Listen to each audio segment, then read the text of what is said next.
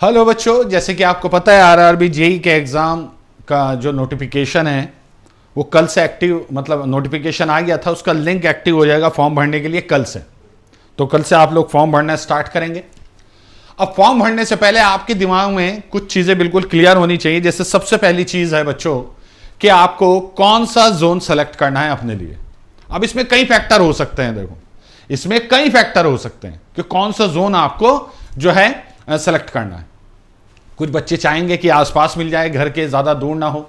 अब ऐसा हो कि जम्मू कश्मीर का बच्चा तिरुवनंतपुरम केरल में जाके आरआरबी में एग्जाम देता है, हो जब भी जाता है, लेकिन फिर उसे हमेशा वहीं रहना पड़ता है। It is bit difficult to get transfer in railway.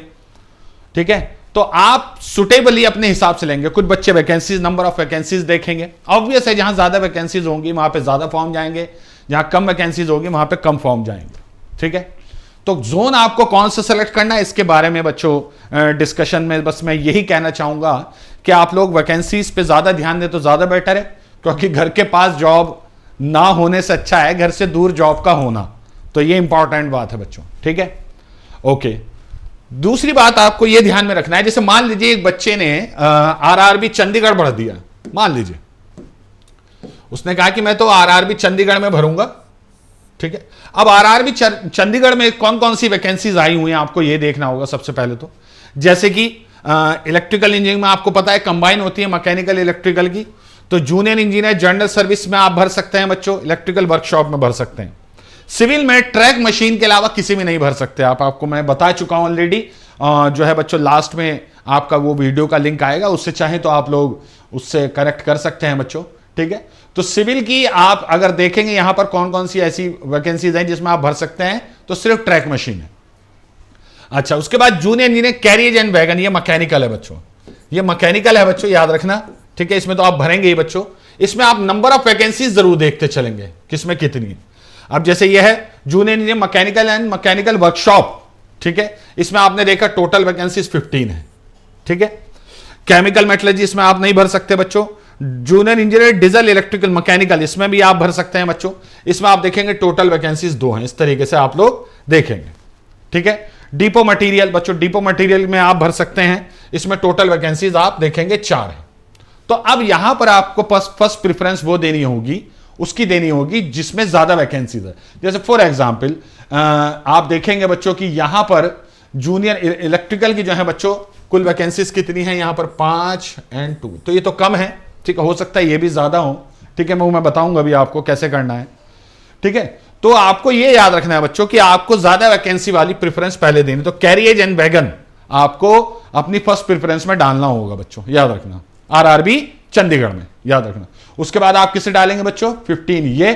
ठीक है, उसके बाद बच्चों आप सुपरिटेंडेंट डिपो मटेरियल, और ये भी आप उसके बाद डिपो मटेरियल के बाद आप ये डाल दीजिए, क्योंकि इसमें वैकेंसी थोड़ी ज्यादा है। ठीक है, अब वैकेंसीज ओवरऑल कम है, बट आपको प्रेफरेंस बहुत ढंग से देनी होगी। याद रखना, कोशिश करना है शुरू की 4-5 कम से कम 3-4 चॉइस जो है वो मैक्सिमम वैकेंसीज की हो।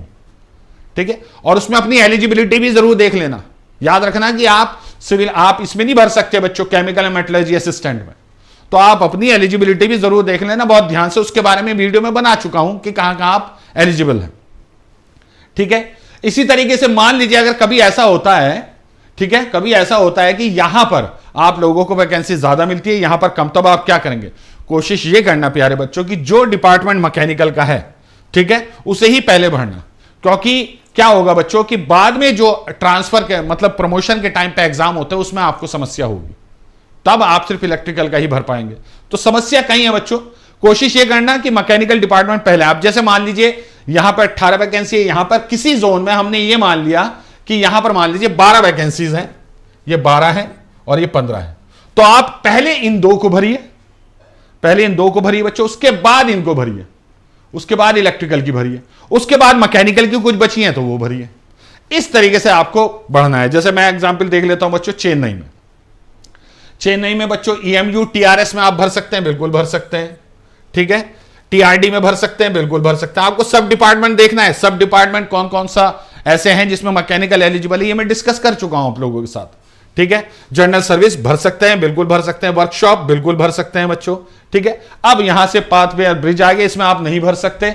सिविल का ट्रैक मशीन के अलावा किसी में नहीं भर सकते। अगर कहीं ट्रैक मशीन होगा तो प्लीज वहां पे आप लोग भर लीजिएगा। Junior engineer carry and wagon 24 vacancies हैं, 24 वैकेंसीज है बच्चों ये, ठीक है। Junior engineer mechanical design and workshop, इसमें 2 वैकेंसी ही है सिर्फ, ठीक है।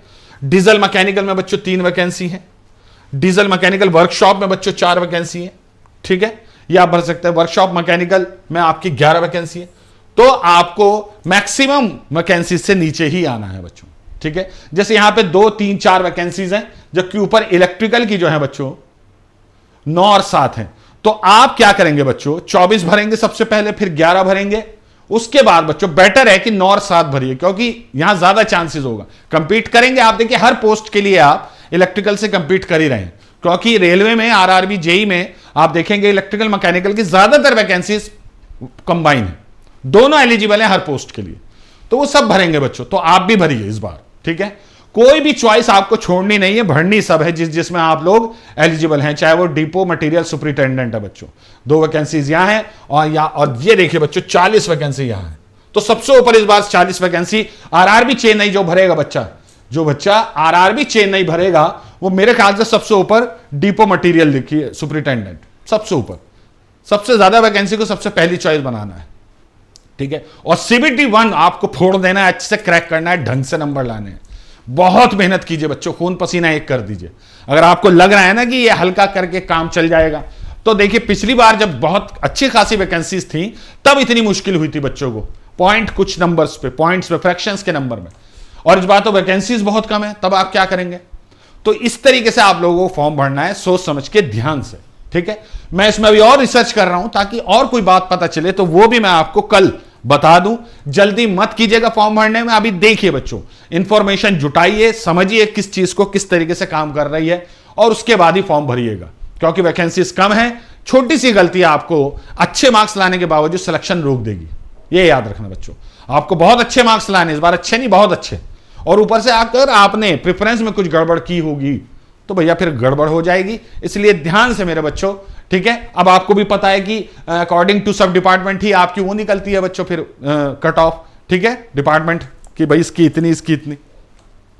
तो इस बात का ध्यान रखना, आपको मैक्सिमम नंबर जुटाने हैं सीबीटी 1 में, जितने ज्यादा हो सके। इसलिए मैं इस बात ज्यादा जोर दे रहा हूं सीबीटी 1 में, क्योंकि सीबीटी 2 पिछली बार हमारे बच्चों ने अमेजिंगली बहुत अच्छा किया था, बहुत 127, 128 तक नंबर आए थे, ठीक है। अब उनका हो गया था, ठीक है, लेकिन आप लोगों को इस बार और हाई के लिए जाना है, तो उसके लिए आपको एक एक लाइन जो अच्छे से हम पढ़ा रहे हैं वो आपको पढ़नी पड़ेगी, ठीक है। तो चलिए, कोई और इंफॉर्मेशन मेरे हाथ लगेगी मैं जरूर आप लोगों के साथ शेयर करूंगा जल्दी, ठीक है। आप लोग बस इन वीडियोस को अभी देखते रहिए, समझते रहिए, क्योंकि आप जब फॉर्म भरने बैठेंगे आपको ये सारी चीजें क्लियर होनी चाहिए, ठीक है। चलिए, नेक्स्ट वीडियो में मिलूंगा और किसी और इंफॉर्मेशन के साथ। तब तक के लिए thank you very much and all the very best.